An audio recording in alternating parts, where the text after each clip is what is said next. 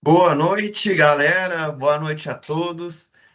Vamos dar começo a mais um Meetup Itaú Data. Meu nome é Lucas, vou ser o host desse Meetup, mais Meetup. Estamos juntos aqui. Antes de mais nada, queria fazer minha audiodescrição. Eu sou um homem branco, estou com barba, óculos, um cabelo curto, um pouco calvo, e com fundo do Meetup Itaúdeira aqui, que é preto e laranja. Parece até aquelas curvas de níveis lá que a gente aprende em álgebra, mas é desse jeito aí mesmo. É, com muita alegria que a gente está começando mais esse Meetup. Eu queria que vocês dessem um ok, que vocês estão me ouvindo bem, se está tudo bom com relação ao áudio, imagem. É, Tem aqui no chat, se puderem dar um ok aí, falando se está tudo ok. Ótimo, obrigado, gente. Então, né, vamos falar um pouco do que vai ser o Meetup, né? Antes de mais nada, pessoal, queria dizer para vocês que o Meetup é uma iniciativa do Itaú com a comunidade de dados, no geral, de dados e tecnologia, para a gente divulgar conteúdos sobre dados, tecnologia, e aí é qualquer coisa do universo de dados, né? Tem engenharia de machine learning, engenharia de dados, analytics, ciência de dados, aí séries temporais, visão, áudio, texto. Hoje, por exemplo, vai ser de NLP. Então, aqui está um pouco dos organizadores do Meetup. A gente geralmente fazemos uma reunião por mês, né? E quem tiver sugestões de temas, quiser um dia conversar com a gente, até mesmo alguém de fora que quiser apresentar, o Meetup é aberto para pessoas de fora também. Já tiveram alguns professores de universidades que apresentaram. Então, podem contactar a gente aqui no e-mail ou mesmo no LinkedIn, estamos abertos para conversar com vocês. E o Meetup, ele não é só todo mundo aprende como todo, né? Hoje mesmo eu também vou conseguir aprender bastante, que é um tema que eu não sei muita coisa. E as duas pessoas que vão apresentar são feras no assunto. E qual que é esse tema? As crônicas de RAG, o Retriever, o Chunk e o gerador, né? Qualquer semelhança com as crônicas de Nárnia, que é uma mera coincidência, né? Eu adorei o título, me deixou ansioso para a apresentação, até porque eu gosto do filme também. É, Mas não vou ficar falando muita coisa, eu vou falar um pouco agora de quem que são os apresentadores, as duas feras aqui, que é o Paulo e o Leonardo, né? Os dois sabem muito de NLP. O Paulo tem mestrado em matemática aplicada, o Léo também tem mestrado. Os dois têm muita experiência aqui no banco, como spec e sênior, de mais de 5 anos de casa, no caso. Aqui está o LinkedIn deles, quem quiser se conectar com eles, podem escanear o QR Code. Então, o Paulo, inclusive, dizem que o hobby dele é publicar artigos, né? Então, me deixou ansioso aí para a apresentação, né? Mas vou parar de falar, passar a bola agora para os apresentadores. Boa noite, Paulo. Boa noite, Léo. Opa, e aí, Lucas, obrigado. Bom, o hobby de publicar artigos talvez é muito forte, tentativas, diria. Boa noite, pessoal. Vou começar com minha audiodescrição aqui. Meu nome é Paulo Finardi, sou um homem branco, cabelo preto, tô de óculos, uma camiseta listrada. O meu fundo também é o Meetup, que faz analogia e as curvas de nível. Acho que é isso. Oi, pessoal, boa noite. Vocês estão me ouvindo?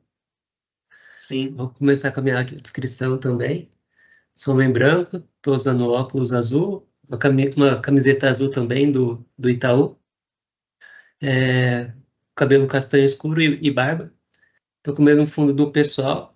Aí eu queria agradecer o Lucas aí, que eu ganhei um mestrado em engenharia elétrica. Não terminei ainda não. Eu tô fazendo as matérias e consequentemente, o projeto futuramente, mas está em andamento. A Então, gente correção. confia que vai ser sucesso Tranquilo. isso aí. Já estou contando com isso. Legal. Eu vou começar aqui a apresentação. O título também é muito bom. Acho que compartilhei minha tela. Eu vou alterar entre duas abas aqui. O título ele vem de um artigo que não é só eu e o Léo, né? Tem mais cientistas de dados aqui do banco, o Rodrigo, o Pedro, Célio, o Piau, o Pablo e o Vini ou Caridá. Se não estão no banco, já foram do banco ou ainda serão, então acho que é um pouco disso. Então, esse artigo aqui a gente publicou ele em janeiro, a gente basicamente fez ele em dezembro, aí deu os retoques finais ali no meio de janeiro, e tá lá no archive, depois a gente manda o título aqui. Esse assunto, né, ele é super popular também. Também não vou fazer a apresentação de slides, eu vou bem intimista aqui para vocês verem exatamente como que é a cozinha. Acho que vai ter um pouco de código também, que o Léo vai mostrar. Mas qual que é a ideia, né? RAG é provavelmente o nome mais popular que a gente vê em LinkedIn, em Twitter, em qualquer rede social que fala de GenAI. Sempre tem aí o RAG aparecendo. O que ele resolve, né? Então, acho que um pouco do bate-papo hoje é mostrar pontos fortes, fracos, onde funciona, onde não funciona, onde você tem que prestar atenção. E claro que não é nenhuma bala de prata, que acho que esse experimento ele não é nível atômico, acho que ele seria molecular, ou seja, para ser atômico, né, eu preciso pegar exatamente um outro dataset e fazer os mesmos experimentos e ver o que funciona ou não. Quando eu falo molecular aqui, eu sou um pouco mais superficial, então, são boas práticas que acho que ajudam, mas no fim do dia você precisa realmente testar com o seu dado e ter conhecimento do domínio. Falando em conhecimento do domínio, a gente fez o artigo, acho que um domínio extremamente fácil, né, popular, que é no livro do Harry Potter. Então, quando o modelo gerava uma resposta, eu, o Léo e todo mundo aqui que participou, a gente falava, pô, isso aqui tá certo. Não, bom, isso aqui não foi assim que aconteceu. Então, acho que todo mundo leu o livro, todo mundo assistiu, viu os filmes, então era muito fácil para a gente fazer a curadoria do Human in the Loop dentro do RAG, porque, de novo, é um domínio extremamente popular, o universo Harry Potter. Então, qual que é a ideia, né? Então, por que eu preciso de RAG? Vamos lá. O LLM, ele é treinado até certo ponto, e aí eu tenho duas formas de, teoricamente, o livro responder uma pergunta do Harry Potter. Uma forma é transformar esse LLM em um agente, por exemplo. Eu posso dar poderes para esse LLM com acesso à internet, através de uma tool.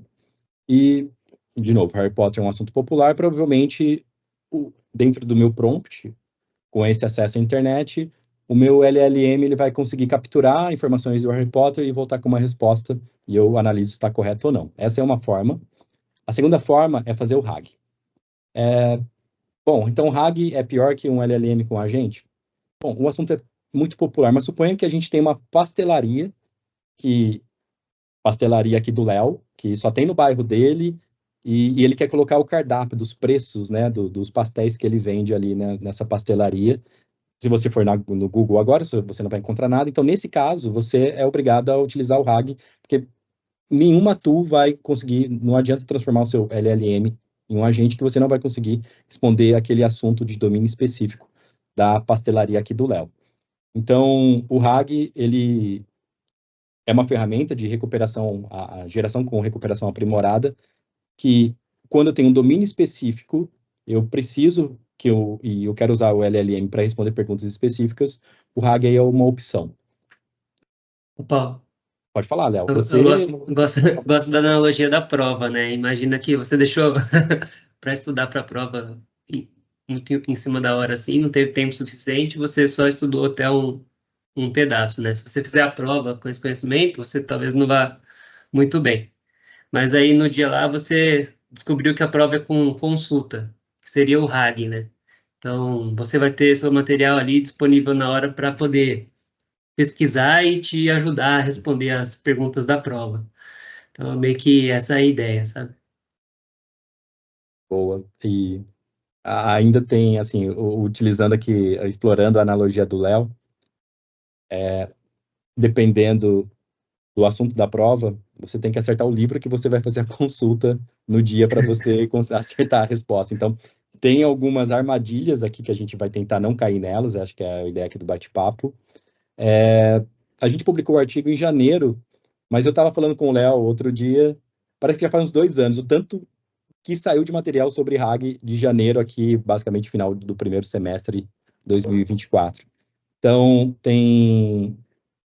saiu muito material, muito mesmo. Já saiu RAG com agentes, que eu acabei de falar, já saiu RAG com fine-tune, já saiu novos tipos de RAG com melhores desempenho. o nosso RAG aqui, que a gente fez na época da publicação do artigo, ele envolve bastante conhecimento de NLP, principalmente no R aqui do Retriever.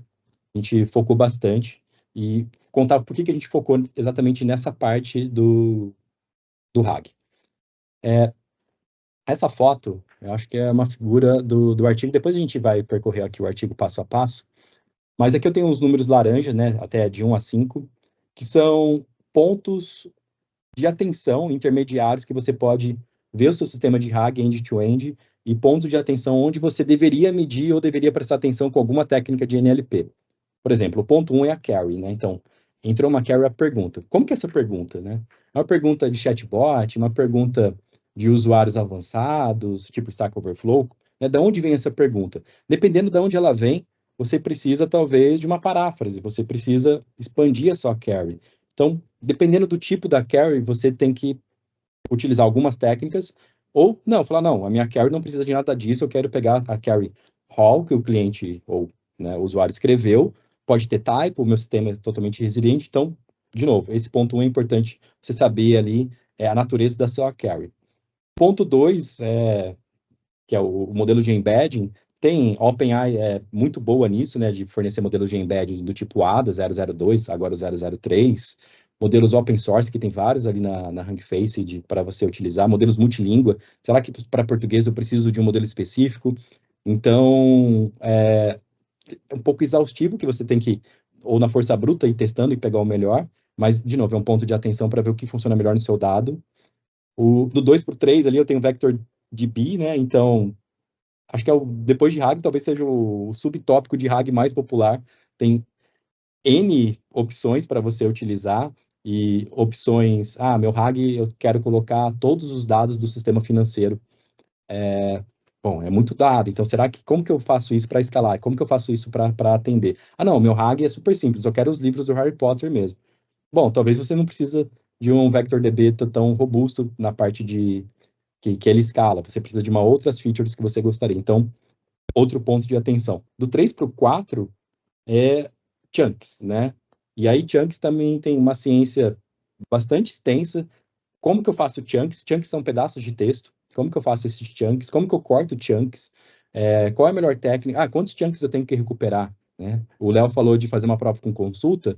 Quantos livros ele precisa levar para essa prova para ele conseguir fazer? Então, um pouco disso. E do 4 para o 5, ali, que é o LLM, que eu acho que esse é o mais fácil, que é o que está resolvido. Google tem modelos excelentes com Gemini, OpenAI com GPT, modelos open source com Mixtral, Llama 3, e, enfim, tem bastante modelos ali para você testar, até chegar na resposta final. Então, eu e o Léo e todo mundo aqui que participou do artigo, a gente gosta bastante dessa figura e principalmente desses pontos laranja, que são pontos para você medir entre ali os seus componentes. Quanto mais você medir os passos intermediários, mais fácil você vai identificar um possível problema. Então, será que o meu modelo de embed que está ruim? Ou será que é o Vector DB? Ou eu estou recuperando muito chunk? Então, cada pedaço desse que você consegue medir vai resultar numa melhor qualidade no final. Beleza. Então, a gente vai explicar a maioria desses pontos aqui, e principalmente na técnica aqui do R, do Retriever, do RAG. Bom, o que a gente vai falar mais aqui? Impacto e posicionamento do documento dentro do prompt, isso é importante. A gente está vendo, pelo menos, né? A gente está vendo que eu respiro NLP, assim, eu trabalho com isso, estudo isso, e quando saio com meus amigos para o bar, a gente fala provavelmente de NLP também. Então, modelos novos de Gemini, a gente viu que a Google, em laboratório, consegue colocar 10 milhões de token, né, em um único modelo, em um único input, você consegue colocar 10 milhões de token. Só para ter uma ideia, o livro do Harry Potter, deixa eu pegar o artigo aqui, que eu acho que é uma boa ficar folheando ele. Ele tem 140 mil tokens o primeiro livro. Então, o primeiro livro, ele quase cabe inteiro já no GPT-4 Turbo. E aí a Google tem um modelo Gemini que cabe em laboratório 10 milhões de tokens, então cabe muito texto. Mas será que se eu colocar um input, né, ou todo o livro do Harry Potter, eu consigo fazer uma recuperação eficiente? A gente vai falar um pouco disso. Exploração de técnicas de busca, Retriever, aí tem um pouco de código aqui também, a gente vai fornecer, o código é público, então sem nenhum problema. que é BM25, basicamente, né, que é o esparso versus denso versus modelo de embedding. E mesmo que eu tiver um modelo de embedding de prateleira, tem como melhorar? A gente também fez um estudo disso. E a gente também comparou desempenhos entre GPT-4 e Gemini, não só na última versão, a última versão de janeiro a gente estava, né, a última versão do Gemini, ele fez uma nova versão agora, até o próprio GPT-4. Então tem um pouco dessa comparação. E também como medir, né, o RAG, isso é importante, como que a gente mede. Acho que antes de sair fazendo experimento, você tem que deixar muito bem definido como que a gente vai medir os experimentos para você colocar o menos possível de viés, que sempre existe, mas você pré-definir como que serão suas métricas e tudo mais. Isso é uma boa recomendação aqui da receita que a gente está falando. Então, como que a gente criou o dataset? A gente tem um livro do Harry Potter. De novo, é por isso que, de novo, não é uma bala de prata e também não é nível atômico os experimentos. Esses experimentos de RAG funcionaram para esse dataset nessas condições. Você conhecer o dado, ser expert domain, né? Você conhecer exatamente o domínio, conhecer o dado e um dado de qualidade é sempre receita de sucesso assim para você ter sistemas estáveis e principalmente produtivos, né? Entregando valor para clientes.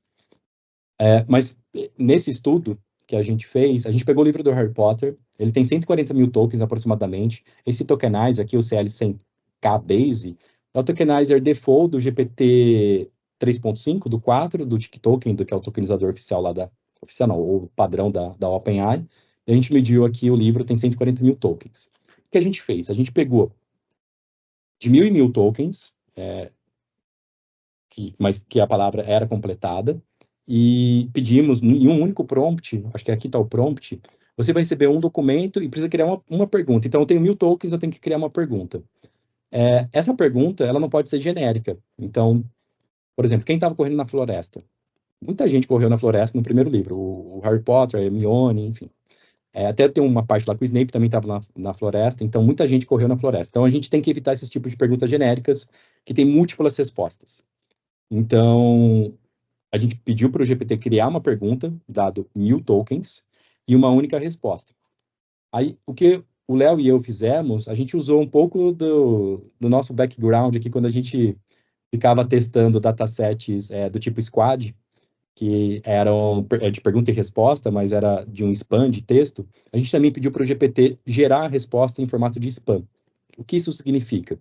Então, a gente pede para o GPT gerar uma única pergunta, gerar a resposta, e a gente, com Python, aqui nos nossos próprios códigos, verificamos se a resposta estava exatamente dentro do chunk, e ela tinha que estar. Então, a nossa curadoria, a gente via que o GPT não podia alucinar ou nem trocar nenhuma vírgula, a resposta tinha que ser exatamente o que estava no texto. Isso nos ajudou a medir futuramente a qualidade aqui dos experimentos. Então, por isso que a gente coloca aqui spam text, que veio lá do Squad, quando a gente ficava fazendo isso lá com modelos BERT T5. Acho que é isso, né, Léo, que a gente fez aqui. Passando um pouquinho aqui, só para a gente, antes de chegar de fato nos experimentos, como que avalia, né? Antes da gente começar os experimentos, a gente falou, pô, beleza, vamos fazer um RAG, vamos fazer um artigo de RAG, como que a gente vai medir? A gente sabe que tem uma obra-prima, um artigo muito legal, que revolucionou, principalmente como você mede, quem é da NLP, que é o artigo da Microsoft, que é o GEVAL. Depois a gente pode até colocar o título aqui, que esse artigo é muito bom. Que ele usa o próprio GPT para se autoavaliar.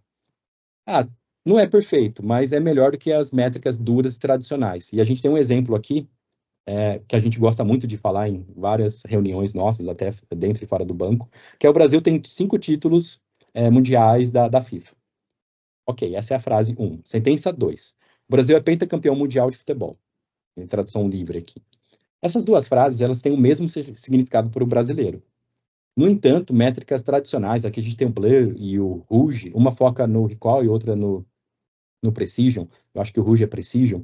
A hora que a gente compara essas métricas, que são boas, tá? Antes do GEVAL, compara essas duas sentenças, que significam a mesma coisa, a gente queria um score de 1 aqui, mas ela deu 0,33, 0,22. Então, péssimo. Então, qualquer variação de texto, a gente sabe que uma entropia muito grande, texto, né? A medir texto, essas métricas capotam, então a gente vai medir com o próprio GPT-4 de uma forma resquícios de GEVAL, o Ragas, basicamente, isso aqui é uma biblioteca Python, Ele pegou basicamente o que o GEVAL fez e empacotou no Ragas com uma documentação muito fácil de se utilizar.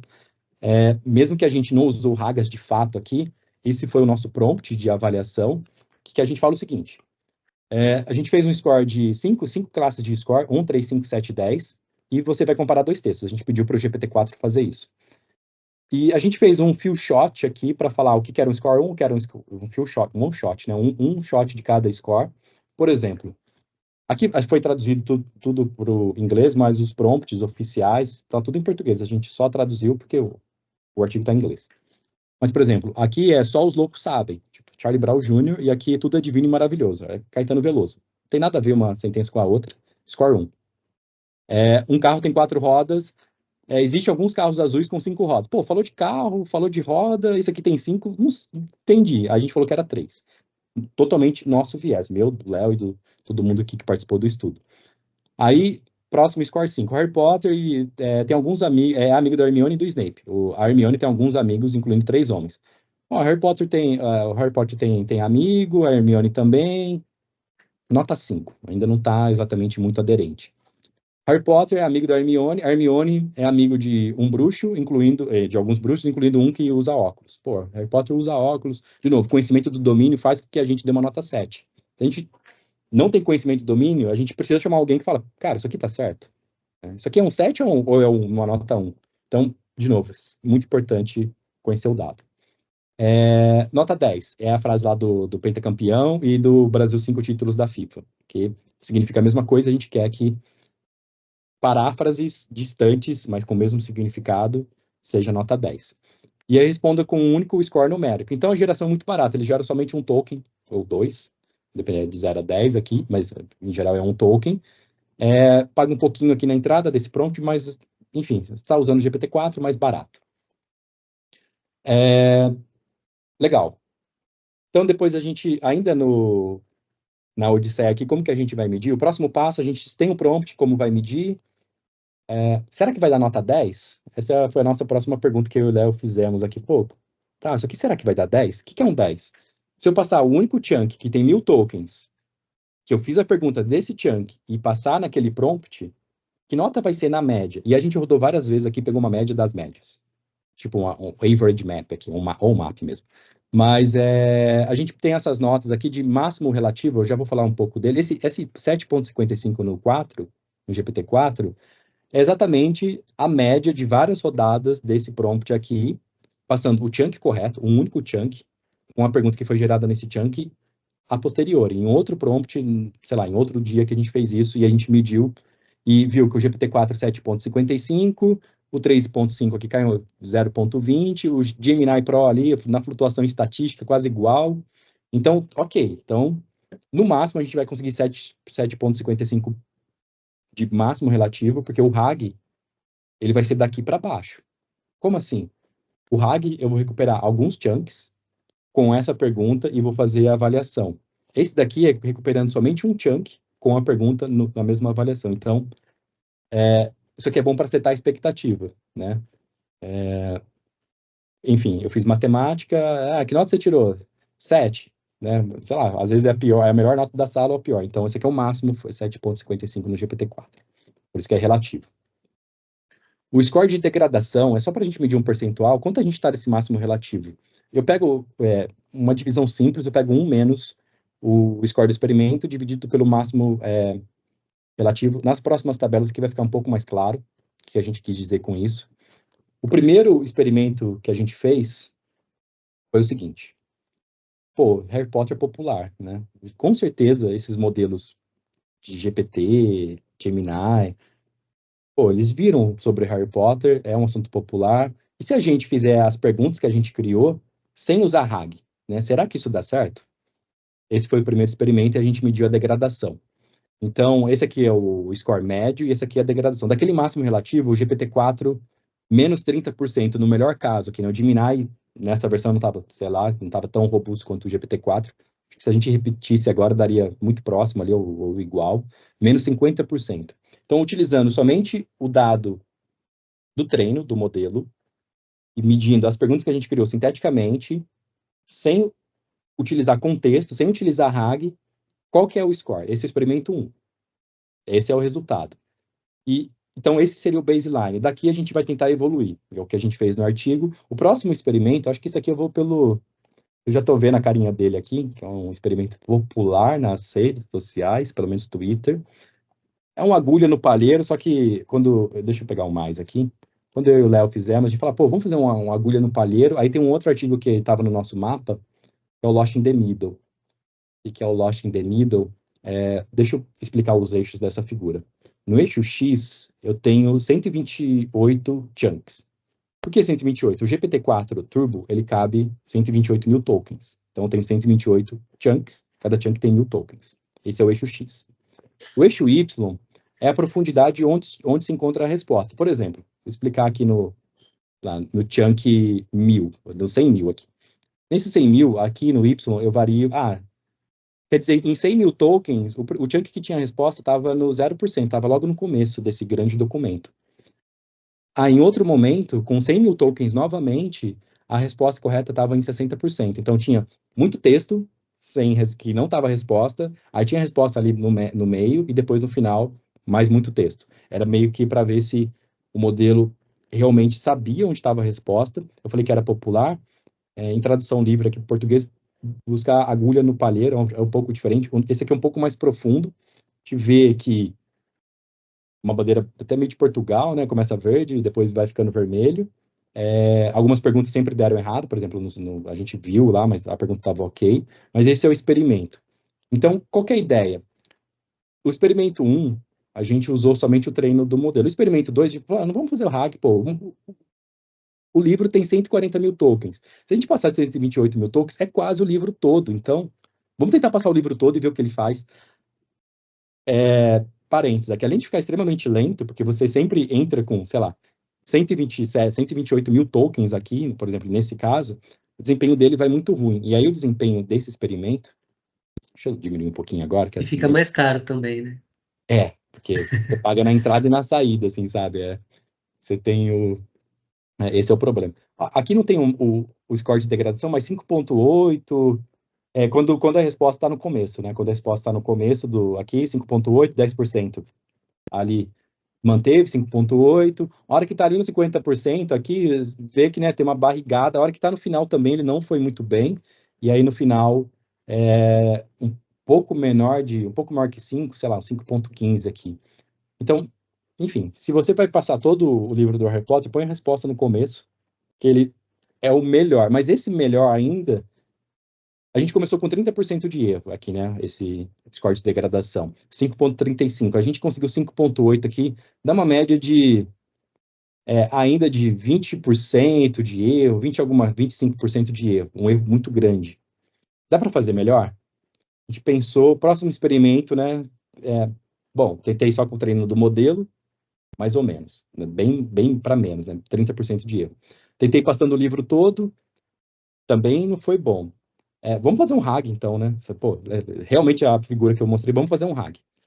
Qual que é o primeiro RAG que a gente vai fazer? O mais simples possível, usando Llama Index ou LangChain, acho que esses dois que a gente testou. Não vamos configurar nenhum parâmetro, vamos fazer aqueles RAGs de Twitter, que parece 4 linhas, aqui, ó, o RAG do jeito mais simples. Vamos lá, vamos fazer esse RAG.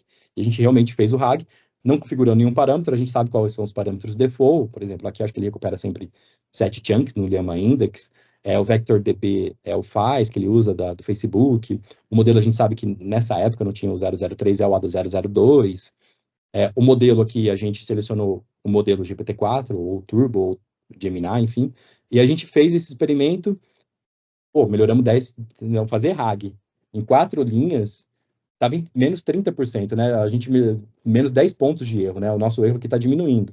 Então, está caminhando para um lugar legal. Então, fazer RAG para esse dataset aqui realmente pode ser a chave do sucesso. Só que, 20% de erro ainda, né? Eu e o Léo aqui falou, né? A gente já viu na literatura gente fazendo RAG aí com 2% de erro. Da própria OpenAI, do Dev Day, ano passado, 2023, com 2% de erro, ele falou, como que a gente faz isso? Vamos estressar mais. Então, quando a gente fala estressar mais, deixa eu voltar aqui para o slide, que aí tem esse slide aqui. tem aquele erro que eu falei. Quando a gente fala em estressar mais, eu preciso fazer experimentos avançados, né? O título do artigo, né, The Retriever, né? O primeiro, né, eu acho que lá no Narnia era o rei, alguma coisa assim, né? O Retriever é ponto-chave do RAG.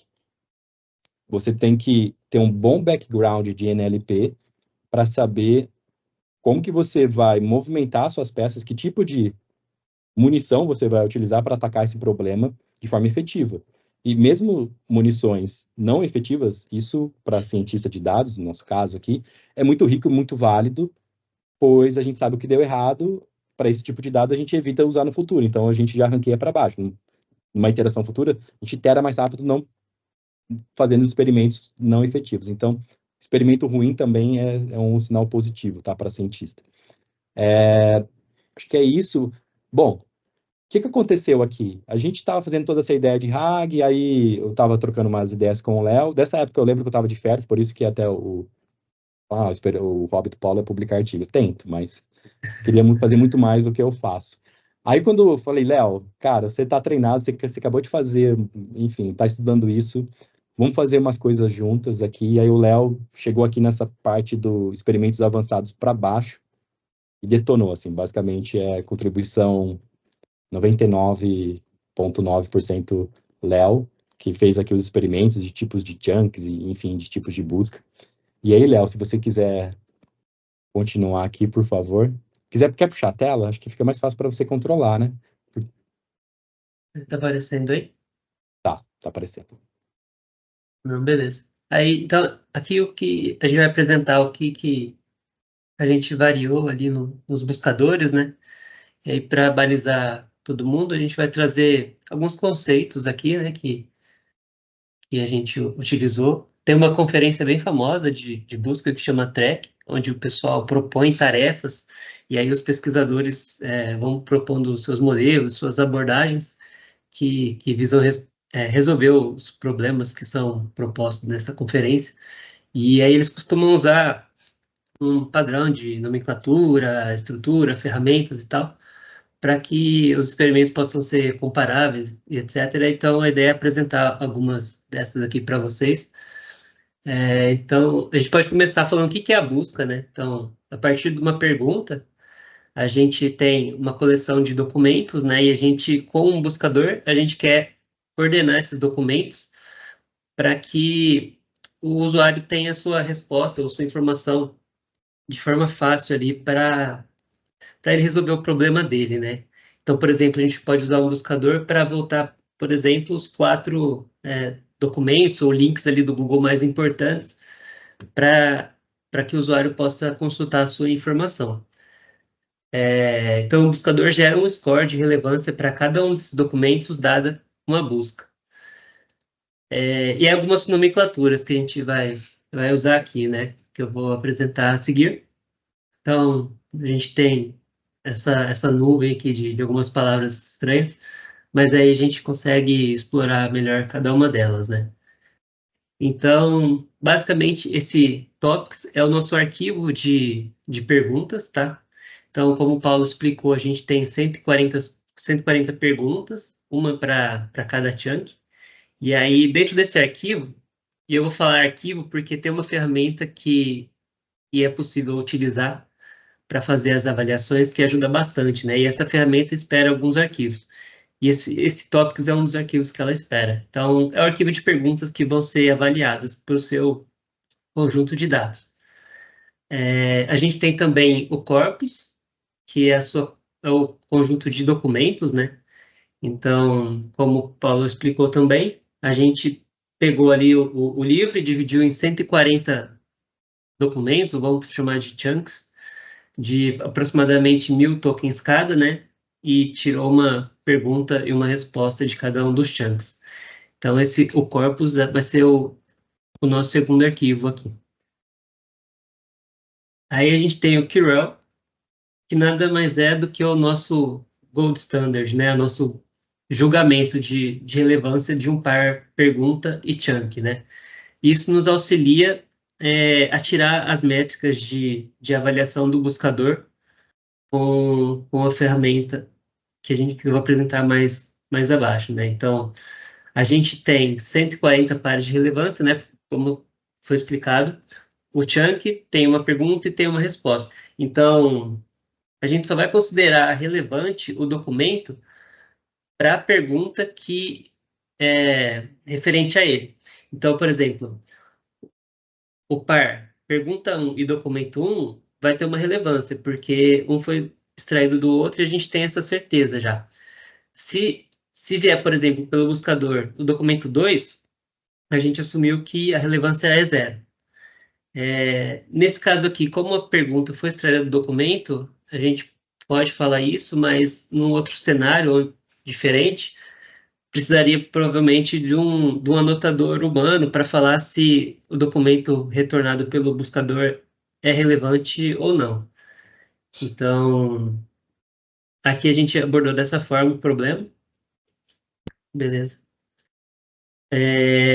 O arquivo run nada mais é que a saída do buscador. Então, dada cada pergunta, né, a gente vai ter uma lista ranqueada dos documentos que ele vai retornar. Então, por exemplo, aqui a gente tem o ID da pergunta, que aí a gente vai ter todos os lançamentos dessa pergunta, né? Essa coluna a gente pode ignorar. Aí a gente tem a coluna de ID do documento, qual que é o rank desse documento, né? Qual que foi a nota que o buscador deu para ele e, por exemplo, o nome do buscador. Então, aqui, por exemplo, para a pergunta 1, a gente teve na primeira posição o documento 5, na segunda posição o documento 2, assim por diante, até o K documentos que o buscador está retornando, né? E aí, para seguir o arquivo, a gente teria os mesmos lançamentos para a pergunta 2, com o que o buscador retornou. Então, ele tem essa cara. Daí, para avaliação, tem um pacote que a gente consegue instalar no Google Colab, por exemplo, que chama TrackEval, que basicamente a gente só joga os arquivos anteriores lá dentro e fala quais métricas que a gente quer, e ele já quebra esse galho para a gente, né? Ele dá todas as métricas já calculadas. E ele vem da conferência que eu comentei, né? E para finalizar, as métricas de avaliação. E aí, a seguir, eu vou falar quais delas que a gente vai usar aqui. Aí, o ponto que eu queria comentar aqui é que, por exemplo, o buscador, por exemplo, ele ranqueia seu corpus inteiro, vamos dizer assim, 100 documentos. Só que não tem interesse em 100 documentos, eu tenho interesse só em 5 ou em 10. E aí, a gente pode fazer a métrica só nesses documentos, nesse corte, nesse corte K. E aí, quando tiver esse corte, a métrica vai ser reportada com esse arroba aqui, arroba K. Então, basicamente é isso. Tá bom? Aí a primeira métrica que a gente vai usar aqui para avaliar o nosso buscador é o recall. Então, por exemplo, imagina que para uma determinada pergunta a gente sabe que existe 3 documentos importantes na nossa coleção. A gente quer saber com essa métrica qual que é o percentual desses documentos que está sendo retornado. Então, a gente quer um auto-recall na nossa aplicação de RAG. Então, a gente quer que os documentos importantes estejam na lista ali retornada pelo buscador.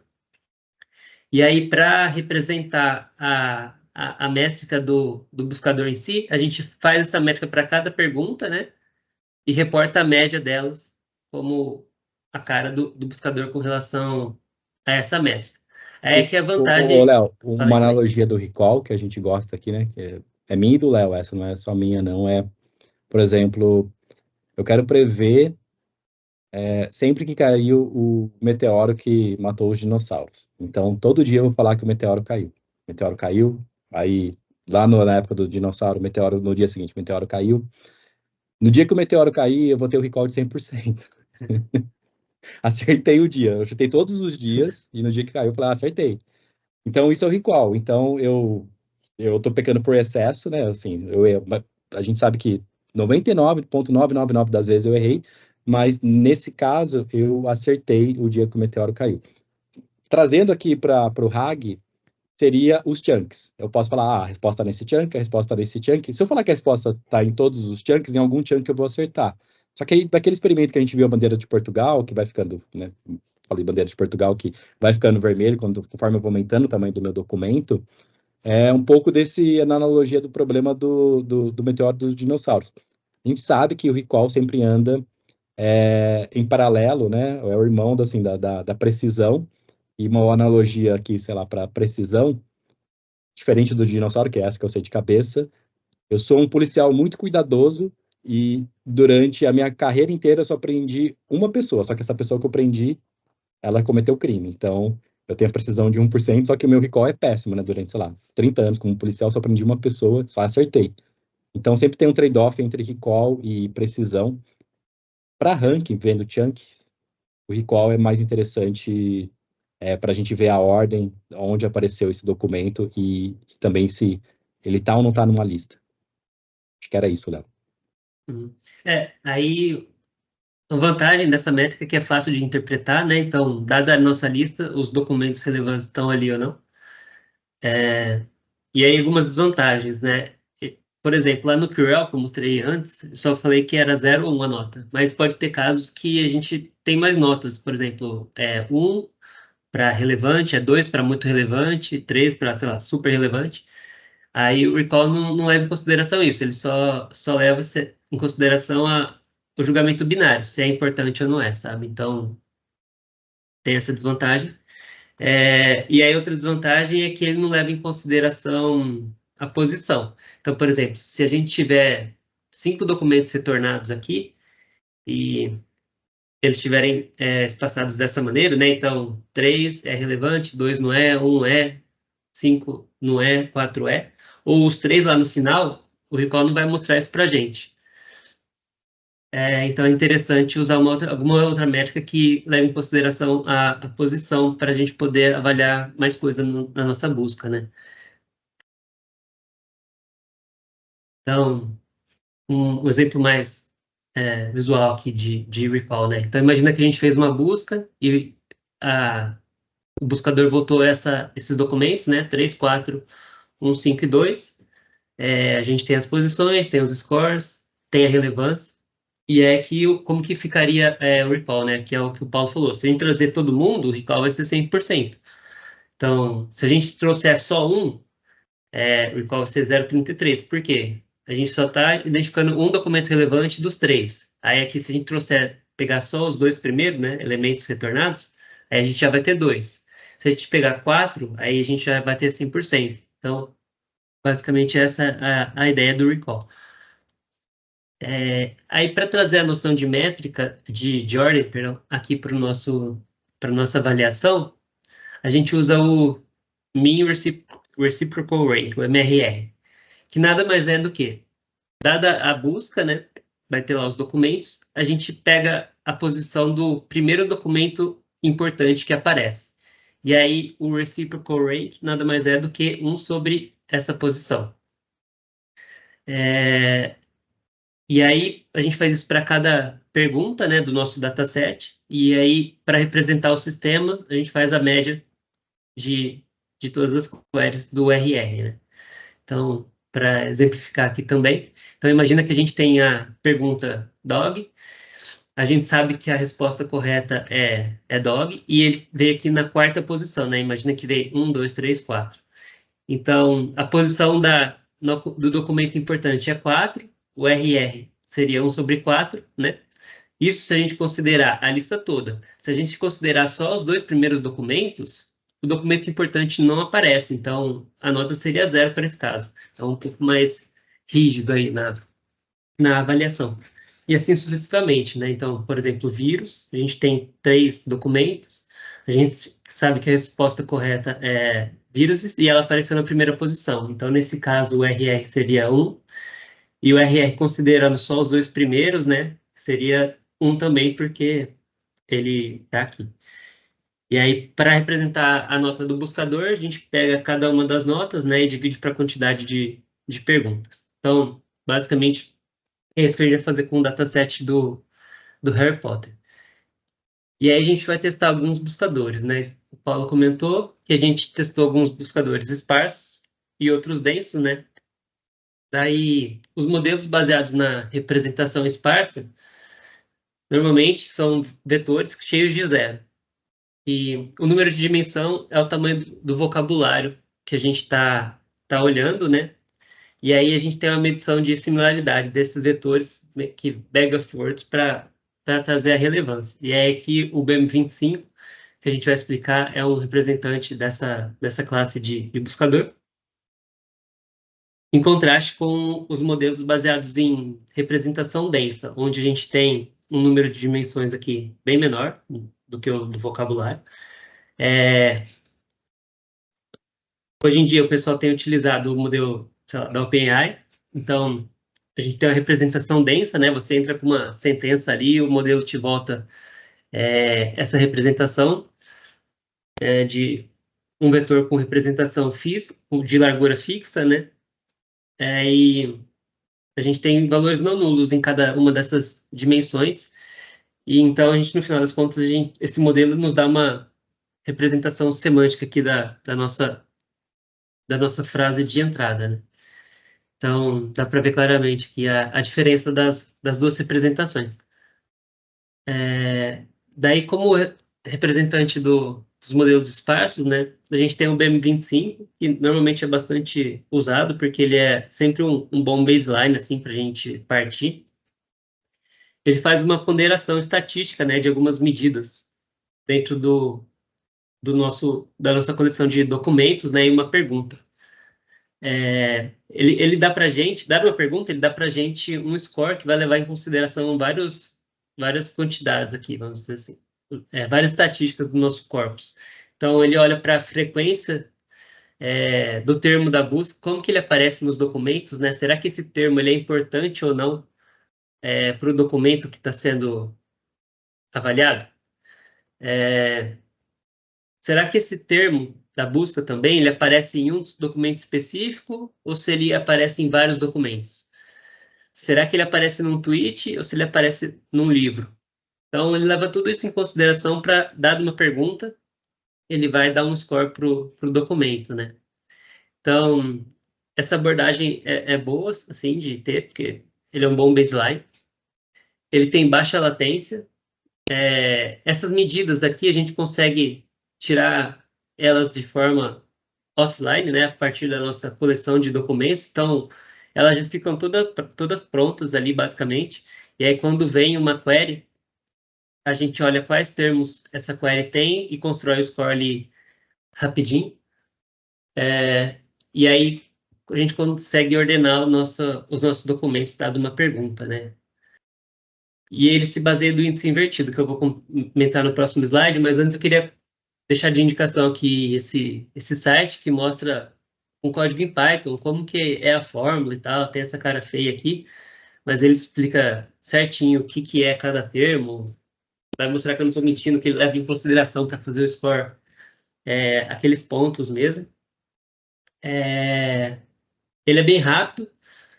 O único ponto ruim, assim, é que é baseado em termos, né? Então, por exemplo, carros e automóvel são três coisas diferentes para ele, né? Então, pode ser ruim em determinados domínios. Então, fica essa indicação aqui de link. Ele até dá uma implementação em Python, e alguns exemplos, né? Então, por exemplo, imagina que cada uma dessas frases é um documento, e aí ele tira as métricas e dada uma pergunta, por exemplo, essa daqui, né? Ele vai fazer o score lá baseado nos termos da query e dos documentos, né? Então, a gente tem aqui as notas mais importantes aqui, seriam os primeiros documentos da nossa lista. Bom, beleza. E aí, o índice invertido nada mais é do que você tirar aquelas medidas já da sua coleção, né? Deixar tudo pronto para, quando vier uma pergunta, você só levar em consideração os termos que aparecem na sua pergunta. Você não precisa considerar o seu vocabulário inteiro para calcular o score, né? Então, por exemplo, você tem esses três documentos, a gente consegue tirar as stop words, os pronomes, artigos e tal, que são palavras que não são importantes, e aí o que sobrar vai ser o nosso meio que vocabulário, vamos dizer assim, e a gente já sabe de antemão, porque a gente consegue ver antes, né? Qual palavra aparece em cada documento e quantas vezes aparece, em cada documento, em quantos documentos ela aparece, tudo isso de antemão. Então, quando chega uma pergunta, a gente só seleciona as palavras que tem na pergunta e computa a métrica. Então, nesse caso aqui, os documentos mais importantes seriam né, que teve, por exemplo, apareceu o documento 1 teve 2 termos da query, né? O documento 3 teve um só, e o documento 2 nem apareceria aqui, porque ele não teve nenhum. Então, a ideia um pouco do BM25 é essa. Aí eu sugiro aquele link lá para quem quiser se aprofundar mais. Beleza. O BM25, então, foi o nosso primeiro buscador. O segundo aqui foi um modelo de busca dense.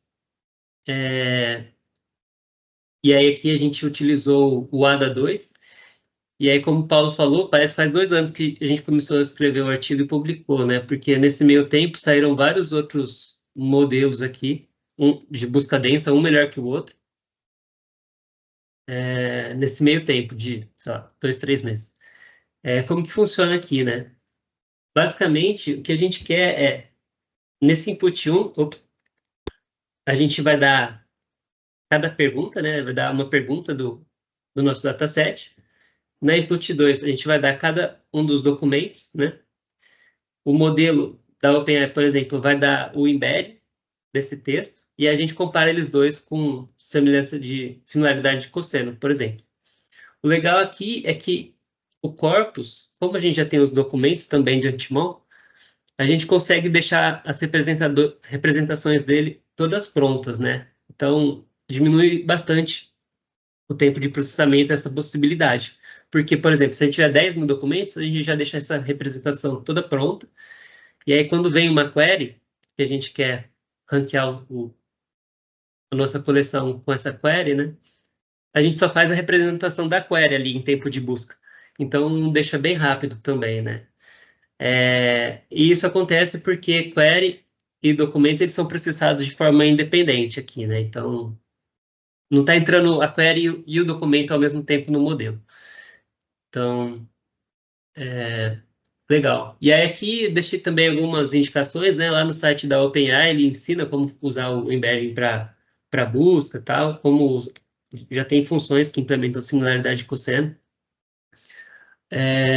Na página da Hugging Face do modelo da Microsoft tem também como que usa, né? O que é query, o que é passagem. E no modelo do BGM3, né, que é o mais recente, também ensina como que faz, então fica também de indicação. Então, só gente grande aqui, né? Microsoft, OpenAI, pessoal da China. Beleza. Você quer comentar isso daqui, Paulo, da busca densa mais customizada? Ah, legal. Tá com o artigo aí? Tô. Aquela figura? Pega aí. Aqui tem. Bom, qual que é a Essa ideia? aqui. Isso. Vamos utilizar um embedding ADA, OpenAI. Então, a gente tem um selo aqui, né? Tem um pedigree OpenAI, né? Sabe que funciona para a maioria dos casos. O que a gente está vendo na figura de cima e aí, suponha que você quer, sei lá, construir algum sistema de desambiguação entre chunks próximos ou carries com esse embed. Você tem essa ideia, uma ideia simples de implementar, e você vai usar o embedding da OpenAI. Na hora que você rotula o par correto, pergunta chunk, como label 1, daqui a pouco o Léo volta lá, mas deixa aí por enquanto, e você pode embaralhar uma pergunta para todos os pares errados, como o label -1, ou seja, você faz uma supervisão nesse embedding, você consegue plotar esses dois gráficos.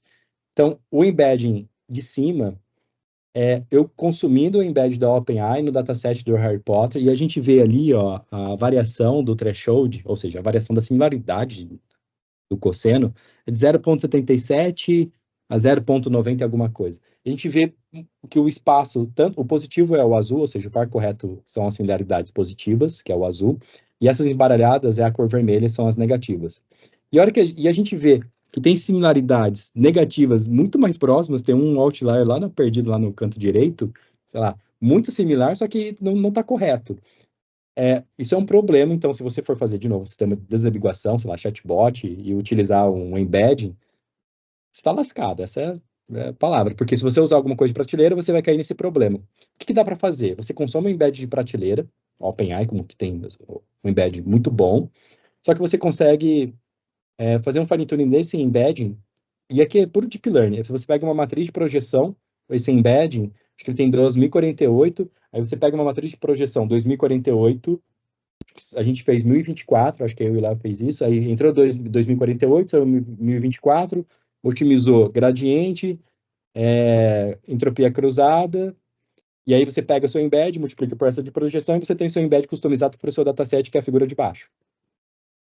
Muito melhor se for fazer um sistema de desambiguação. Agora, a escala mudou, vai de -4 até 0,6, ou seja, eles estão mais espaçados e melhor bem definidos. O que é positivo à direita, o que é negativo à esquerda. Tem uma zona ali de problema, mas acho que eu e o Léo, a gente fez o experimento mais básico possível. Se a gente estressasse, enfim, colocasse uma loss mais robusta, mas a gente fez um experimento simples, com puro deep learning, multiplicando uma matriz, otimizando uma matriz na frente do embed, conseguiu esse resultado. E com esse embedding melhor treinado, você pode fazer o seu RAG. Então, você tem um embed customizado agora para o Harry Potter. Super barato, tá? Não precisa nem de GPU para fazer no nível do Harry Potter. Vai ter o código disso, a gente pode disponibilizar. Super simples de fazer, porque é uma única matriz que você está otimizando. Então, o Harry Potter, de novo, tinha 140 perguntas, então é 148 por 2048 por 1048. Isso aí, hoje em dia, até numa, sei lá, CPU de calculadora dá para fazer. Então, por isso que o requisito é baixo. Acho que até no site da OpenAI, de Cookbooks, né, tem exato. um tem notebook que sugere, né, essa customização. Essa técnica, essa customização. Então, Lavoisier aqui, tá? A gente só tá não criando nada, só adaptamos para colocar aqui dentro. Boa. Então, beleza. Aí, uma quarta abordagem de busca, né? Acho que o pessoal já deve ter ouvido falar, que é a busca híbrida, que tem essa cara feia aqui, mas com esse desenho aqui acho que é bem fácil de entender. A ideia é combinar dois sistemas de busca que você já tem para tentar se beneficiar do melhor deles, né? Então, por exemplo, você pode combinar o BM25, que é busca sparse, com o ADA2, que seria busca densa, né? Para tentar tirar o melhor dos dois mundos aqui. Então, você faz essas buscas em paralelo e aí você usa algum algoritmo para combinar, né? Nesse caso aqui, a gente usou o RRF, que é o Reciprocal Range Fusion, para fazer a combinação. O que é, né? Então, imagina que você tem uma pergunta, você ranqueou seus chunks aqui com o BM25, eles vieram nessa ordem. Você fez o mesmo ranking da mesma pergunta com o ADA2, e aí agora você vai combinar, né? Então, por exemplo, o chunk 1, com essa fórmula aqui, ele veio na quarta posição no buscador BM25 e na quarta posição no ADA2. Então, o novo score dele seria 1, né? Aí o K aqui, nesse caso, é 0. 1 sobre 4 mais 1 sobre 4. O novo score dele seria 0,5. E assim sucessivamente, né? O chunk 2, ele veio na segunda posição aqui e na primeira aqui. Então, seria 1 sobre 2 e 1 sobre 1, 1,5. E aí você vai construindo novos scores para cada um dos chunks ou dos documentos retornados. E aí o híbrido, né? Seria a partir agora desse novo score e não dos scores do BM25 ou do ADA2. Então, basicamente essa é a ideia do híbrido. Então, você se aproveita de buscadores que você já rodou, por exemplo, para tentar combinar eles e melhorar um pouquinho mais. E aí, a última abordagem, né, que a gente utilizou aqui foi a abordagem de re-ranker, que é uma arquitetura de mais de um estágio de busca, onde o primeiro estágio ele é mais leve, onde você quer tirar o ruído, né, dos documentos que não são importantes para a sua pergunta. Então, aqui a gente está priorizando o recall, né, novamente. Então, a gente quer que o documento importante passe do filtro inicial, né? Então, por exemplo, imagina que, sei lá, você tem uma coleção muito grande de documentos, 1 milhão de documentos, e você quer só os 1000 primeiros. Então, você quer que os seus documentos importantes para a pergunta estejam ali nesses 1000 primeiros, né? Então, e aí esses 1000, ou aqui no caso os top 50, né? Seriam os chunks candidatos a responder a sua pergunta, E aí você usa um modelo mais complexo no segundo estágio, que ele vai ter melhor qualidade, porém a latência dele é maior. Então, por isso que é utilizado um modelo mais leve para filtrar a coleção inicialmente, né? E aí você pega esses 50 aqui e reordena novamente com esse modelo que é melhor. E aqui, para fazer essa segunda etapa, né, de re-ranquear, a gente utilizou um modelo do pessoal da Unicamp, que é baseado num T5 multilingüe. Eles fizeram um fine-tuning, né, desse modelo para a tarefa de busca, com esse template aqui. Então, basicamente, durante o fine-tuning, eles passaram, né, a pergunta, um documento, e aí um token de relevância aqui, né, se é ou não é importante. E aí o fine-tuning é feito com esse tipo de dado. E aí na inferência, a gente vai ter lá o dataset do Harry Potter, a gente vai passar a pergunta, vai passar o documento, e aí a gente vê os logitos, né, dos tokens yes ou no, faz uma softmax e pega o score que der do token yes, e aí usa esse score para ranquear os documentos. Então, quanto maior o score do yes, mais mais alto o documento deve vir na nossa lista, e quanto menor, mais baixo, né? Espera-se que esse... Léo, Fala aí. não, esse modelo T5, assim, é curioso, ele entra texto e sai texto, ele é um modelo de texto. Isso. Então, assim, e aí como que eu pego esse modelo e Formata. avalio, né, faço ele um ranqueador, né, assim, como eu faço um retriever com o T5? O Léo falou ali. Basicamente, você tem a probabilidade de o token ser yes ou no, né, você configura o modelo para ele fazer isso, passa uma softmax e os logits ali no final, você vai ter a probabilidade de ser yes ou no de duas classes. E o que é legal desse modelo, ele é super leve, né? É super pequeno esse modelo. Sei que o T5, eu acho que é o Small, enfim, tem várias versões, mas é um modelo, Esse é o enfim, base. T5. Tem T5s bem pesados, mas o Base, assim, é um modelo leve para 2024, pesado para 2020, quando saiu. Mas é bem curioso como eles fizeram e funciona super bem, eu acho, né? Acho que, sem dar spoilers, daqui a pouco o Léo fala quem que ficou em primeiro lugar. Então, basicamente, a gente está fazendo um filtro inicial com o BM25 e depois a gente está passando os candidatos para esse segundo modelo aqui para reordenar os documentos para cada query, né? E como o Paulo falou, é um modelo que entra texto e sai texto. Então, foi muito interessante, assim, a forma que eles fizeram para conseguir fazer um fine-tuning para busca, né? Bem legal. Aí aqui os resultados, né, dos modelos. A melhor abordagem foi de BM25 mais ReRanker. Aí aqui um pouco de comentários, né? O BM25, na nossa opinião, ele se beneficiou das perguntas estarem sendo geradas a partir dos chunks, né? Então, a gente entende que tiveram muitos termos em comum ali nesse dataset que a gente construiu, então por isso que ele ficou melhor que o ADA2, por exemplo, e os outros, né? Em alguns outros datasets, por exemplo, pergunta de cliente e tal, a gente já viu uma inversão, né? Então, BM25 muito ruim e ADA2 bom. Então, tudo isso vai depender do domínio que está sendo aplicado, do tipo de pergunta que tem, do tipo de documento que tem. Não tem bala de prata, sabe? É interessante ver aqui o tanto que varia, né? A diferença do MRR entre o pior e o melhor, né? Resultado.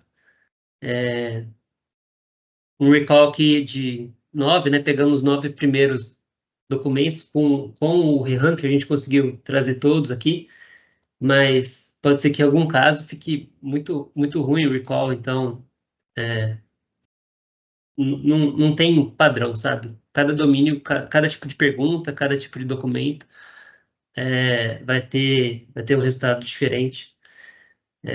Aí aqui a gente quer que o MRR seja bom porque a gente quer trazer menos documentos para o prompt, né? A gente não quer ter que trazer os 10, a gente quer trazer, sei lá, 2, 3.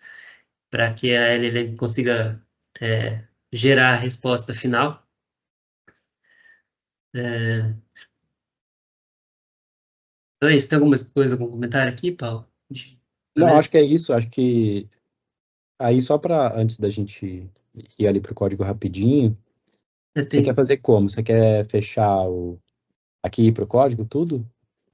Pode ser Não, legal. rapidinho, então, porque Essa o tempo já imagem está é acabando, basicamente né? mas acho que vai dar tempo. Essa imagem, ela é análise end-to-end assim desses experimentos avançados. No eixo X você tem a métrica, né, do MRR, e no Y o que menos teve degradação. E a gente viu ali que o re-ranker, né, o re-rank com o BM25 mais o Mono T5 foi o que foi melhor aqui. Aí, Léo, se você tiver o artigo, só para não precisar puxar a tela, para pegar aquele último, na conclusão mesmo, pode descer mais um pouquinho.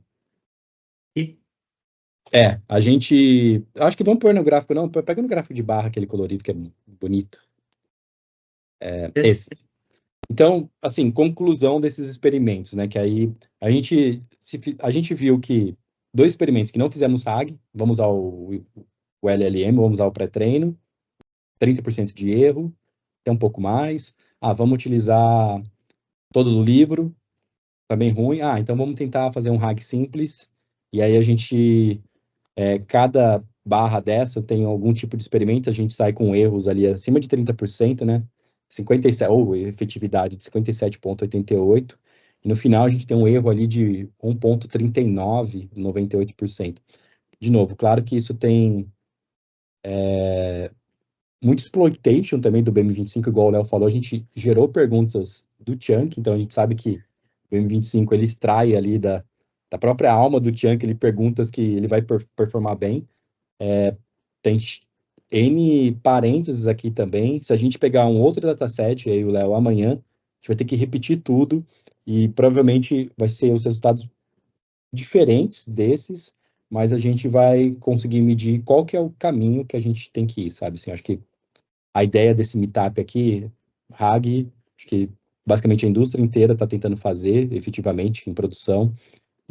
Qual que é algumas dicas, alguns caminhos para você fazer isso de forma que, quando, de novo, o ambiente produtivo ele fique estável e você consiga identificar possíveis erros, medindo ali todas as etapas.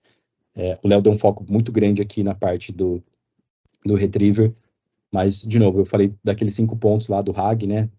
A gente pode fazer o mesmo estudo na Carry, o mesmo estudo em VectorDB, então é tudo muito profundo, assim, no eixo Z, né? Dá para você se aprofundar tudo em cada item lá e é um pouco disso aqui o recado, tá? Assim, a gente já usou essa frase, acho que 2 ou 3 vezes, da bala de prata, vou usar de novo, não tem bala de prata, assim, não tem a solução que vai resolver tudo.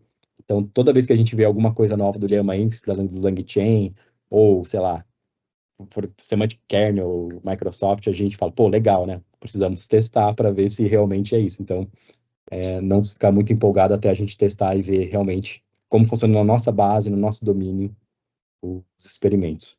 Aí, Léo, aproveita esses últimos minutinhos, roda a gente tem um código, tá? Ele vai estar... qualquer coisa eu coloco no LinkedIn, se eu não conseguir colocar o link aqui, ele está no GitHub público. De novo, toda essa pesquisa a gente trabalha aqui no banco, né? Mas ela foi feita tudo com código aberto e tudo fora do banco, então a gente pode compartilhar o código desses experimentos, a gente consegue fazer isso.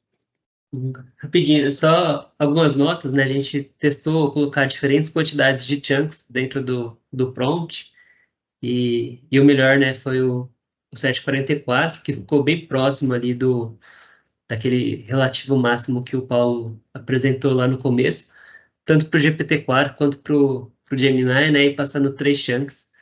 Aqui acho que a melhor nota do ADA2 foi com 9, porque documento importante não estava ali nas primeiras posições, né? Então a gente precisou passar mais para ele conseguir responder. E aí pode ser que em algum outro caso tudo isso aqui mude. o ranker seja ruim, o ADA seja o melhor, o BM25 fique no meio. Vai depender do problema. E aqui algumas referências, sugestões de links, né? Aqui tem um livro que explica tudo de busca, pipeline de pergunta e resposta com RAG. Aqui explora um pouco mais daquilo que o Paulo falou de vamos explorar Chunk, vamos explorar VectorDB, vamos explorar várias outras coisas. Então, quem tiver mais interesse de se aprofundar pode ler aqui, ou até o artigo mesmo. Eita, desconectou. Nossa. Claro, é gratuito, mas porque passa a ideia, Léo, aí qualquer coisa tá rodado, então, porque tem um ponto aí que demora 5 minutos, a gente não quer estourar o tempo aqui de forma alguma. Deixa eu só ver aqui.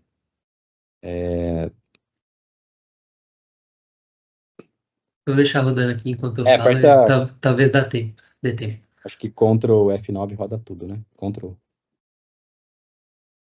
Então, beleza. Então aqui eu conecto no Google Drive, né, para pegar o arquivo, eu instalo os pacotes, né? Aqui o Pyserine é o nosso BM25, ele tem uma implementação muito boa do BM25, que tira stop words, faz stem em língua portuguesa e tal. Então, bem interessante usar ele.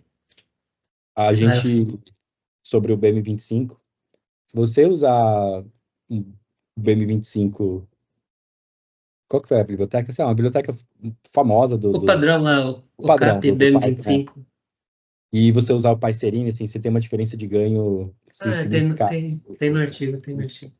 Então, usar boas bibliotecas, sabe, também é dica boa aqui para... aí tem exatamente a diferença. Então, assim, ganho só, mesmo algoritmo, a gente utilizou os mesmos hiperparâmetros, só que o Pyserine tem alguns ingredientes ali, a gente até sabe exatamente o que tem, que melhora, né, o resultado e vem de graça, você mesmo para o português, então você consegue ali, ó, 81 para 97, então no recall com 5, na quinta posição. Então, outra dica, né, utilize bibliotecas construídas com o Pyserine. O Pyserine foi feito pela Alberta, ou não sei exatamente, mas... É só Waterloo, né? Waterloo, isso, Então, beleza. Então, enquanto está instalando ali, depois a gente vê. Então, basicamente, estou instalando o Pyserine, né? Aqui. Aí eu puxo o dataset do Google Drive. Então, tem o Topics, o Corpus e o Quirrell. Aí aqui, na hora de carregar, a gente vai conseguir ver o formato, né, de ter o ID e ter a pergunta, para a gente conseguir mapear e fazer as medições das métricas para cada pergunta dada os documentos. Aqui o corpus é o arquivo de chunks também, né? Daqui a pouco a gente vê ele aqui. O keyRaws vai ser o arquivo de relevância entre os pares. Daí a gente vai armazenar a métrica de cada buscador dentro desse dicionário. E aí o primeiro passo, então, é usar o Pyserine para rodar, né, o nosso buscador e avaliar para 140 queries, né, os nossos... Avaliar não, para fazer a busca, né, os nossos documentos. Então, ele espera aqui que o arquivo esteja nesse formato JSON-L. Então, a gente só reescreve aquele arquivo TSV para esse formato aqui. E aí aqui a gente faz o índice invertido, né? Então, já deixa todas aquelas métricas que ele precisa para fazer o score, já deixa elas prontas, né? Dentro de uma pasta. Então, a gente consegue passar aqui para a língua portuguesa. Então, ele faz a remoção de stop words, faz extremização, né? Por exemplo, carros e carro, ele reduz, né? A mesma base. Então, isso ajuda o algoritmo a diminuir um pouco aquele problema de exact match, né? De os termos não serem totalmente correspondentes. Então, feito aí o índice, né? A gente consegue depois usar o buscador para retornar, né, dada a pergunta, quais são os documentos mais relevantes.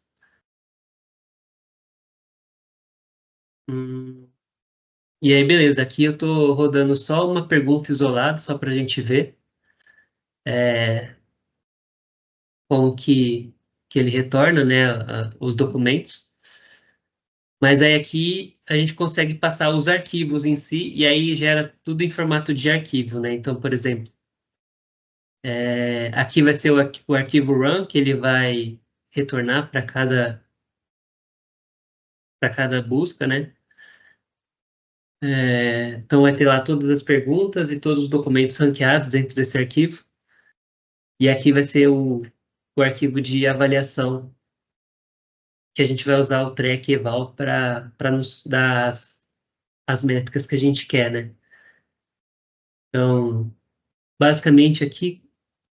agora foi, deixa eu mudar então. Então, basicamente, o Topics tem essa cara, né? Então, os IDs das perguntas e cada texto. O Corpus vai ter o ID do documento e o texto do documento. E as notas de relevância, né? Então, só vai ser um quando o ID do documento da query for igual, né? Porque a gente sabe que a pergunta foi gerada a partir do chunk. Daí a gente reescreve em JSON o nosso corpus, né? Para fazer a indexação do corpus. Então, a gente roda o programa aqui que faz essa indexação, o Python. Então, foi muito rápido, né? Não chega nem a dar um segundo, ele já deixa indexado todos os 140 documentos. E aí, quando vem uma pergunta nova, né? A gente consegue chamar esse índice invertido aqui para o pacote, passar a query, e aí vai retornar, por exemplo, os 5 primeiros documentos, né? Então, aqui, por exemplo, é o ID 5, né? Ele veio na terceira posição com esse score, então teve outros documentos que vieram na frente dele ali. Então, por isso a importância daquelas métricas que a gente apresentou anteriormente. Aí, para rodar todos de uma vez, né, eu passo o arquivo de perguntas, passo o arquivo que foi criado, né, de índice, passo onde que vai ser a saída, o formato que eu quero, né, quantos documentos por query vai ser retornado, então a gente deixou 1000 aqui, mas a gente tem menos documentos que isso. Língua portuguesa e aqui os parâmetros ali que entram no score, né, para controlar um pouco do efeito de cada medição lá, do score do BM25, de efeito de quantas vezes aparece documentos, de tamanho do documento, então esses parâmetros servem para fazer esse tipo de controle. E aí ele gera o arquivo run de saída, né, e aí com esse arquivo run e os pares de relevância, né, que a gente tem lá os uns e os zeros, a gente fala qual métrica que a gente quer para o pacote de avaliação, e aí ele consegue gerar as métricas para a gente, né? Então, essa aqui é a cara do arquivo run, que eu mostrei lá no PowerPoint. Então, query 0, quais são os documentos, em qual posição, o score e o buscador. E aqui as métricas, né, do BM25, por exemplo. Para a OpenAI também, a gente vai construir os embeddings, então. Então, a gente faz aqui os embeddings das perguntas e do conteúdo. Eu vi que alguém comentou no chat que fazia semelhança de similaridade de cosseno na mão, então aqui a gente está fazendo na mão só para ter um controle maior, mas poderia ser usado o LangChain ou o Llama Index também. E aqui, por exemplo, dada a pergunta 1, né, qual que é a ordem dos documentos que o ADA2 está retornando? E aí tem o ID e o score. Aí, só para a gente ter a noção da representação densa aqui, né? Então, tem 1.500 dimensões e são valores não nulos aqui, tanto da pergunta quanto do chunk. E aí, a similaridade de cosseno é feita entre a pergunta e as representações dos chunks, né? Aí, a gente escreve o arquivo de saída também, para poder passar no pacote de avaliação, aí a gente só repete, né? Ela tem a mesma cara que o arquivo de saída anterior, e aí o pacote gera as métricas para a gente. Daí, dado que a gente já tem as duas buscas feitas, né, a gente consegue usar o próprio Pyserine com aquele algoritmo de combinação para fazer a busca híbrida, né? Então, basicamente, a gente passa o run do BM25 e o run do ADA2, passa esses dois arquivos, né, para ele, fala qual que é o arquivo de saída, o K, que entra naquela fórmula lá de combinação, nesse caso aqui a gente usou 60, na apresentação a gente tinha usado 0, e aqui quantos documentos vão ser retornados, né? Aí, novamente, ele gera um arquivo de saída e a gente só passa na ferramenta de avaliação para gerar as métricas. Beleza. Aí aqui seria o ADA customizado, né, que o Paulo comentou, e a gente tem o código aqui para importar aquela matriz customizada. Então, no ADA2 tem 1.500 dimensões aproximadamente, né? E aqui com aquela matriz a mais de projeção que foi feito fine tuning, vai para 2024.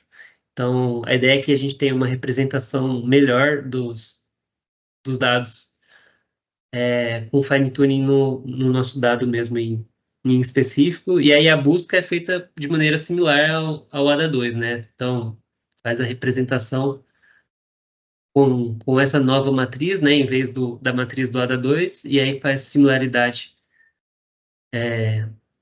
para poder ordenar aqui os documentos. Aí tem um híbrido também desse ADA2 customizado com BM25, aí usa o Passerini também. Só passar os arquivos de saída que ele vai combinar para a gente, gerando os resultados.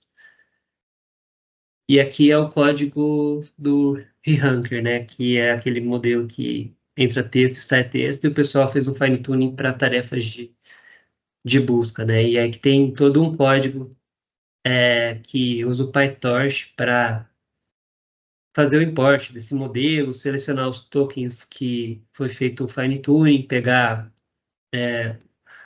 a probabilidade do IES e usar esse valor para ranquear os documentos, né? Então, aí não vou entrar no detalhe, tem muita coisa, mas escolha que faz isso.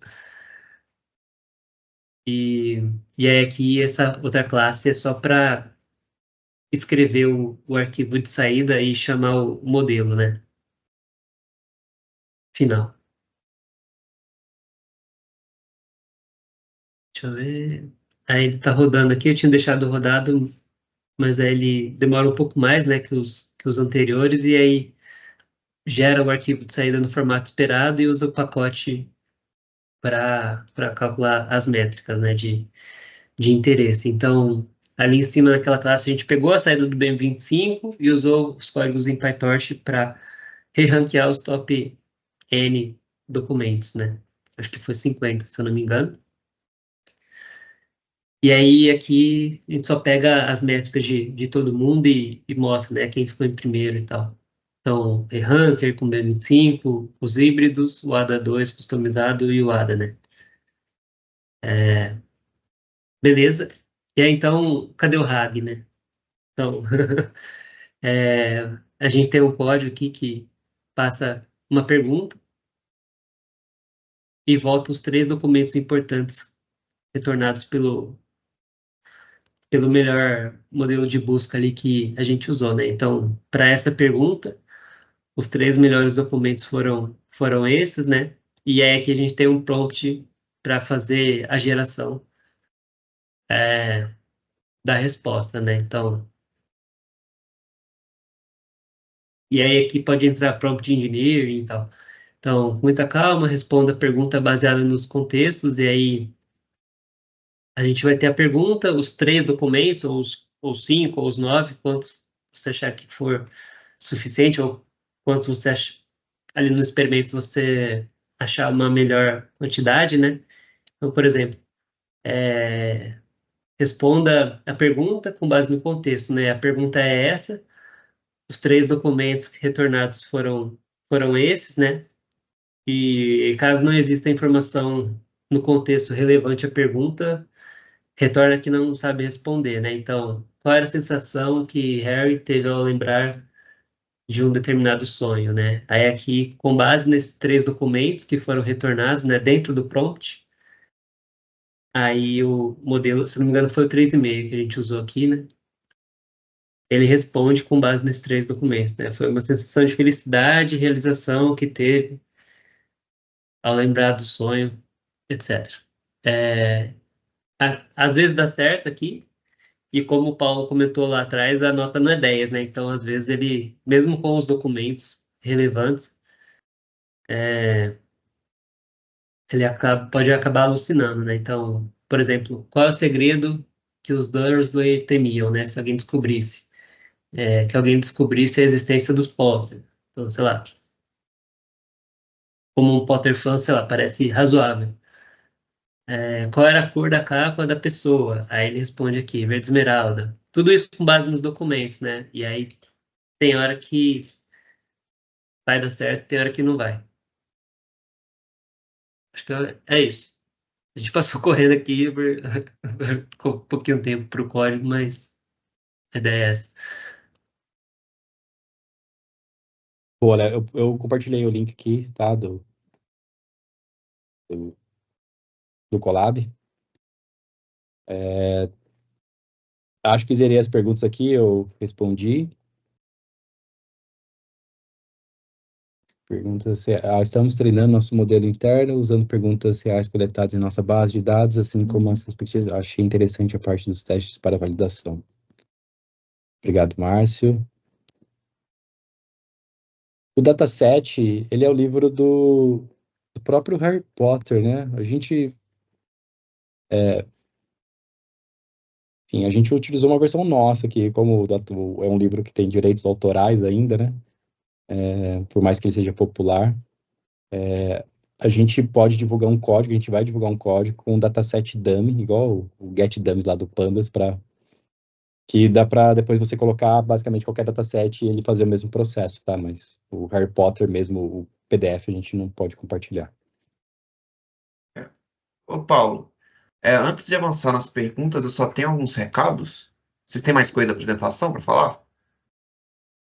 Ah, beleza. Eu vou roubar a tela um minutinho, gente. É legal demais a apresentação, gente. Gostei bastante. Dado que muita gente perguntou, e legal que você já foi respondendo a galera aqui no chat, deu para ver que a galera também curtiu bastante a apresentação. Pessoal, quem tiver mais dúvidas, muitos já mandaram, mas só relembrando que tem aqui no chat aqui, mandem por aqui. Mas algumas perguntas que sempre surgem no Meetup é com relação a vagas no Itaú. Tem muita gente que quer trabalhar aqui, que acaba entrando no Meetup até para conhecer mais. Então, muito por conta disso, tem aqui alguns QR Codes de algumas oportunidades. O Itaú tem um time de dados gigantesco, um time de tecnologia muito grande. Então, assim, deem uma olhada, quem tiver afim, procurem vagas dentro do seu perfil, porque é muito frequente encontram-se vagas abertas para vários cargos, cientistas, engenheiros de dados, engenheiros de machine learning, analistas. Então, aqui tem 3 QR Codes dos portais de vagas. Então, fiquem à vontade para escanear, pesquisem quem tiver interesse. E um outro ponto, pessoal, essa live está sendo gravada. Todos os meetups do Itaú são gravados, eles são disponibilizados nessa playlist aqui. Então, se tiverem interesse, usem esse QR Code. Ou então só digitem Meetup Itaú Deira no YouTube. Tá no próprio canal do Itaú, tá muito fácil de achar essa playlist. Então, como amanhã é feriado, acho que até sexta-feira eu consigo postar o Meetup de hoje. E todos os demais, desde 2021, a gente já está indo para o 30º e alguma coisa, já teve vários. Então tem muito conteúdo lá, gente. Tem meetup de grafos, de NLP teve vários, de computação quântica, engenharia de machine learning, engenharia de dados, data viz. Então tem dentre os mais diversos assuntos. Então fiquem à vontade, assim, é um local ótimo para aprender. Além disso, o Meetup ele não é a única forma que o banco tem hoje para interagir com a comunidade de tecnologia.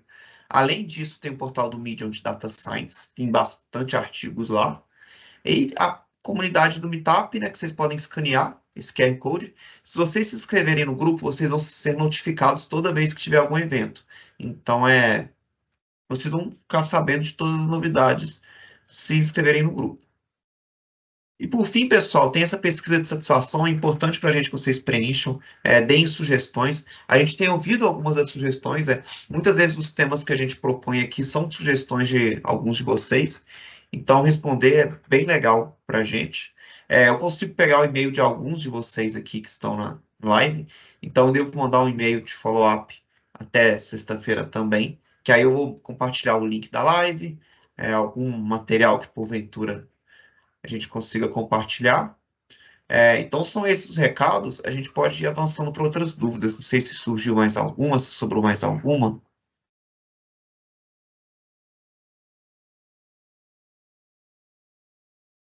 Acho que essa daqui já respondeu, né, Paulo? Ficou alguma? Não, o que eu tentei aqui, depois eu vou varrer de novo, dar o double check, mas eu respondi tudo que foi chegando aí. Eu tô vendo aqui. Parece que teve uma. Tem agora da Beatriz, tá elogiando. Muita dificuldade de encontrar materiais. Pô, legal que você gostou, Beatriz. Pô, bacana.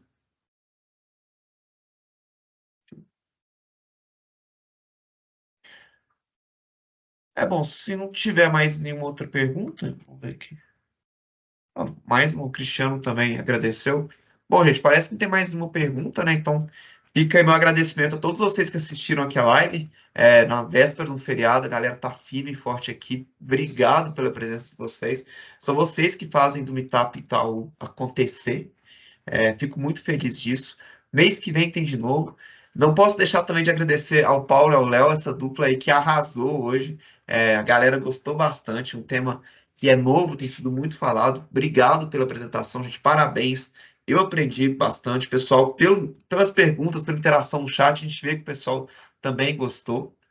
Então, show de bola demais. Paulo e Léo. Oi, pessoal. Bom, valeu.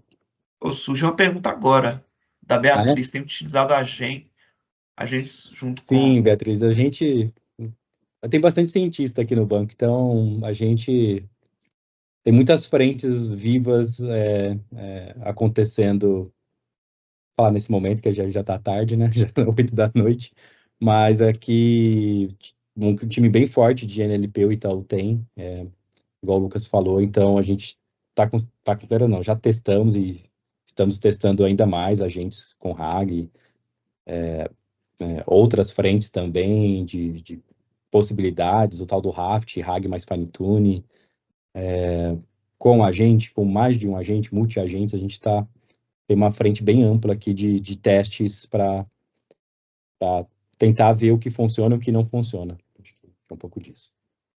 Acho que dá para indicar também o LangGraph, que tem bastante exemplo já pronto no site deles de cookbook. Então, acho que foi a Beatriz, né, que perguntou, para dar uma olhada lá, que ela vai achar com certeza. Implementação de RAG com agent com LangGraph.